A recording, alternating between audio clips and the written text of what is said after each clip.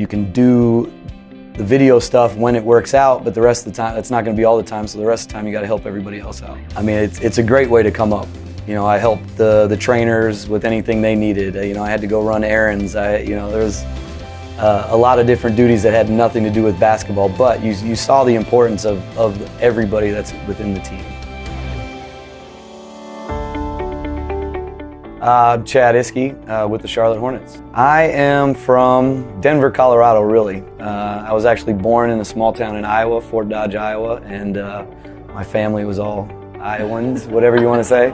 I moved to Kansas, small town Kansas, as a little kid, but eventually ended up in Denver. Just like everybody else, you dreamed of being in the NBA and playing in it, and I realized pretty early that wasn't going to happen. And to be around teams, it was going to have to be in some kind of role, some kind of capacity that, you know, might not be in front of the cameras or with the glory, but it was still going to be fulfilling because it's so fun to be a part of something bigger than yourself.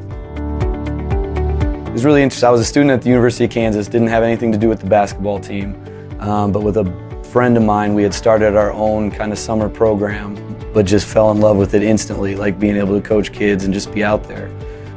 And when I was back in Denver, a friend of my grandmother's that did banking with her, my grandma was, you know, talking about her grandson like grandmas do, and the lady said, well, I actually have a good relationship with Pete Babcock. Pete Babcock, who was at the time was in charge of the Atlanta Hawks. And so very luckily she called Pete Babcock and Pete said, here, give him my number and have him give me a call. I called him up. I said, I'd really just, you know, like to get a chance to intern, whatever, not paid. You know, obviously in Denver, my family lives here, that'd be the best. I know you're in Atlanta. And he's like, well, I'm close with Dan Issel, who runs the Denver Nuggets now. Let me give him a call. Literally 15 minutes later, he called me back and said, hey, Dan Issel said just call his assistant and set up a time and come down and see him. Went down, got an internship, told him I wanted to get into coaching, and at that time it's probably like 1998 or so. You know, staffs weren't near as big. There was only a couple coaches, maybe one video guy. Everything was VHS still at the time, and he was just like, yeah, great. You know, we'd love to have you come around. I was very lucky as I went through a few coaches there when I was younger, and then things changed like they do in the NBA, and George Karl came on. And, you know, who's by far the biggest influence and probably the biggest reason I'm still in the NBA today. You know, I went from one distinct style and a great way to learn the game. You know, Bizdelic had kind of come up the ranks through, you know, a lot of Pat Riley influence. And then I get George Karl with obviously a huge Dean Smith influence. And you're thinking about a tree and just some of the great minds as you track it back that you're really learning from just from the people that are around you at that time.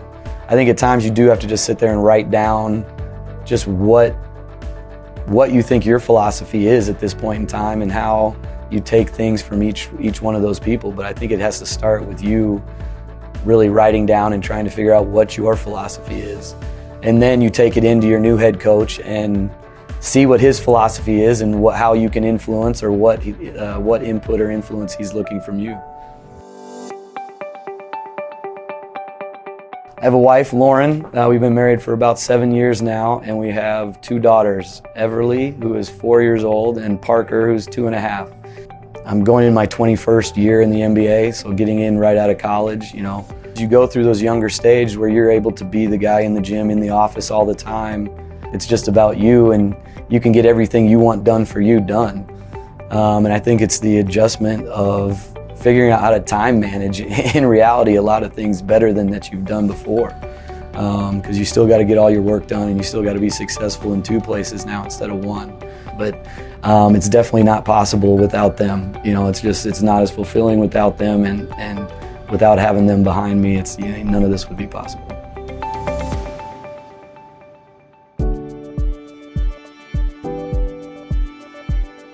Most of the guys at this level, ultimately, I'd like to get the chance to be a head coach, and definitely in this league. I've put a lot of years into it now, and I've learned a lot of things, but I know I still have a lot more to learn. I think ultimately all of us want to get that chance to have our own team and take all that we've learned and then put it into what we want to do and do our own program. It's not just a simple escalator or elevator right to the top of what you want to be. There's a lot of work that goes into it, and there's a lot of disappointment at times, but they give you, hope that you can fight through it and still get to where you want to go. So it's really important that you take every step along the way, but it's hard in that to watch people that, haven't been in the business as long as you, in your eyes, whether they played or not, move quicker up that ladder at times. But in the end, I think it's only going to benefit you more and benefit me more from having to take it step by step and really learn and try to master each spot along the way. Because if you do get to the top,